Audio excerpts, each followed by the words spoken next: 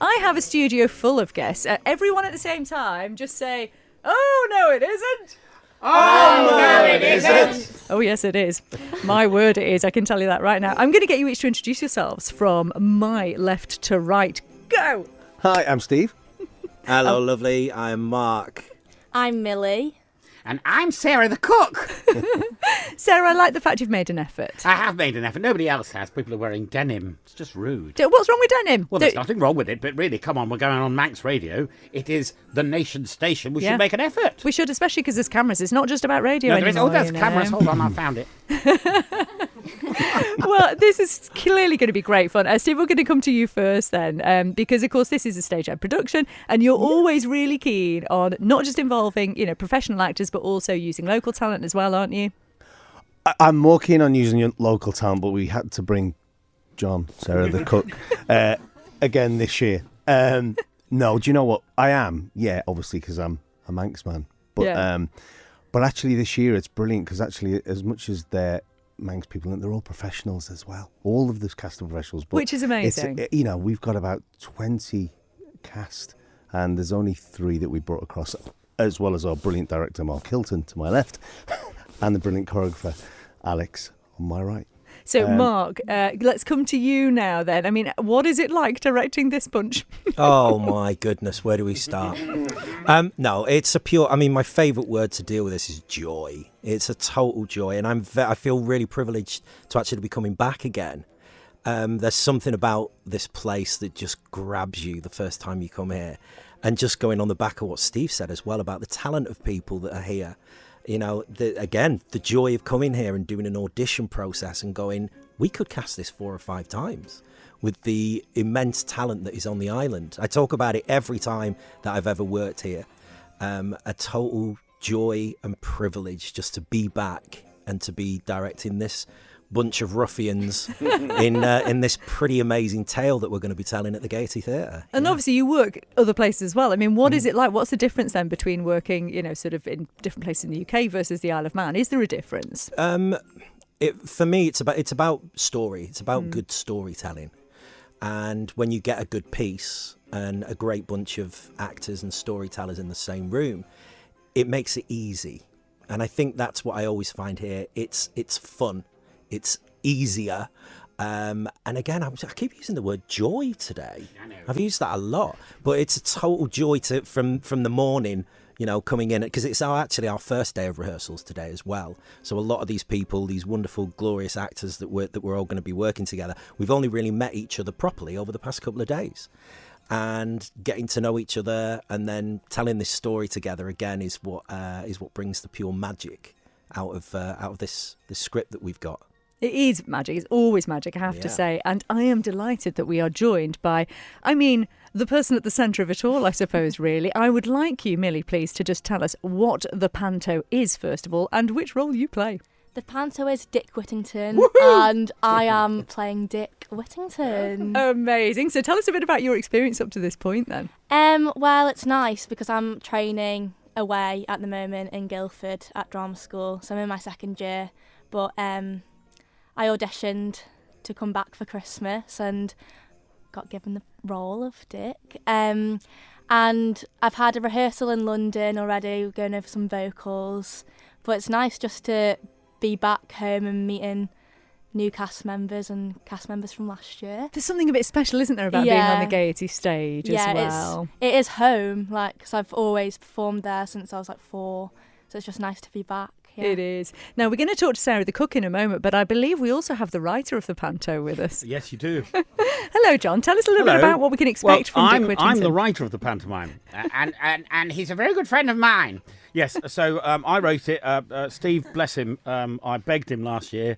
I said, let me write it, because I genuinely fell in love with this island last year, absolutely loved it, and then got completely soaked up in the whole island. And so this pantomime is the first pantomime, I think, for many years over here that has been specifically tailored to this island. I've written on the front of the script before I gave him the invoice. I said it's a bespoke pantomime for specifically the Gaiety Theatre, for Douglas, for the Isle of Man. So our Dick Whittington, instead of trying to seek his fortune in London, he seeks his fortune in Laxey, and he hopes to become the Lord Mayor of Laxey. And lots of things happen. They end up on a pirate ship. Nobody knows why. Not even me. I have no idea. But it is littered within the first 30 seconds with local references. This is your pantomime. I genuinely, like Mark, honoured that they've asked me. Well, I begged him to come back. You asked Mark what the difference is. I tell you what the difference is. It's so friendly around here. It's unbelievable. We went up and down the street yesterday handing out flyers, and then we nipped into M&S, and they let us in. I thought they'd throw us straight out. We just went all the way round handing out flyers, and the managers was lovely. I think, and her name was Valerie. Hello, Valerie. We met you. Hello, you were lovely. But yeah, so that's the important thing, and we are committed to delivering a traditional family entertainment, all the razzmatazz. There are some jokes that will go over the children's heads, but that's fine. That's what Panto is. Works on two levels. Some jokes there, some jokes there. Well, and then for the whole family, like you said. It is. And apparently the Dame is incredible. I've heard this as well. Yeah, I think the Dame is very colourful and full of joy. And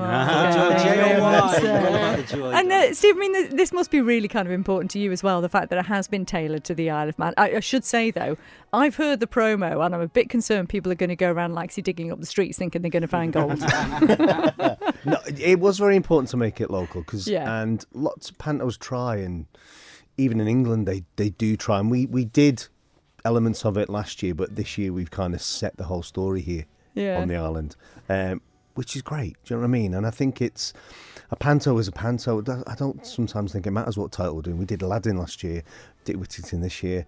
Who knows next year? But it's a panto.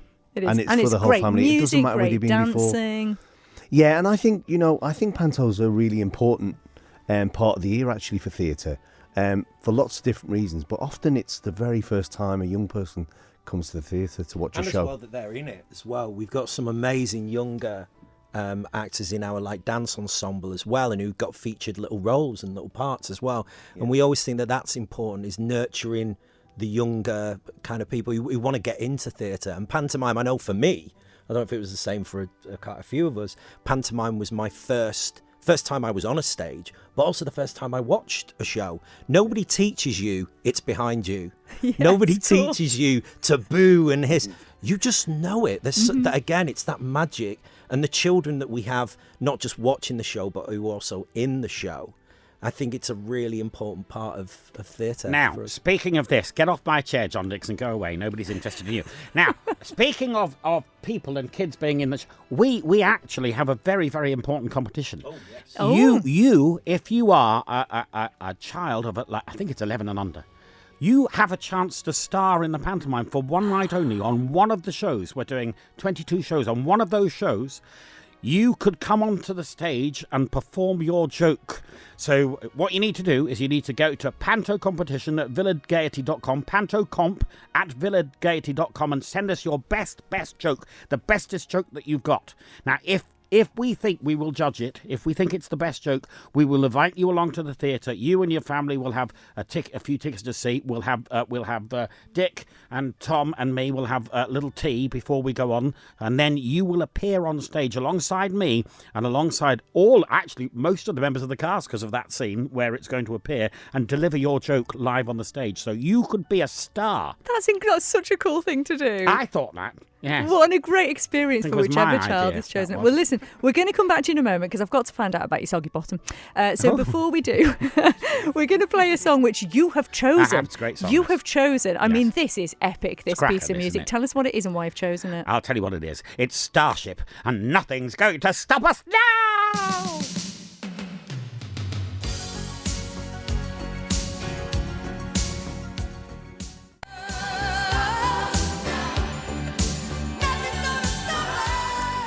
Starship.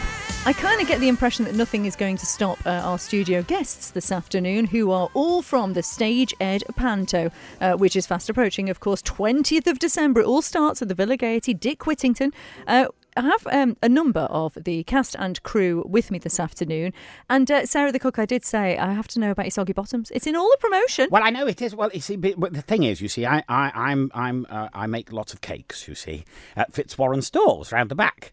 It's on Strand Street if you want to find it. And yes, but sadly things go terribly wrong sometimes, and we have very soggy bottoms. And in fact, there might be a scene where there's lots of sogginess being thrown over people's heads and things like. Not the audience, but my little friend over there. Hello, darling. You're right. That's my son over there, Idle Jack. Hello, Idle Jack. Oh dear. Yes. No. It'd be terrible for him. It really will. Well, that sounds fascinating in itself. And we should say, Mark, of course, Director Mark's with us as well. There'll be some audience interaction on the night and yes, on the days. There's going to be lots of that. We love it when people are kind of raucous and rowdy as well, and there's a real kind of conversation and chat back and forth. You can just have fun. You can boo the baddie and you can cheer on the goodies.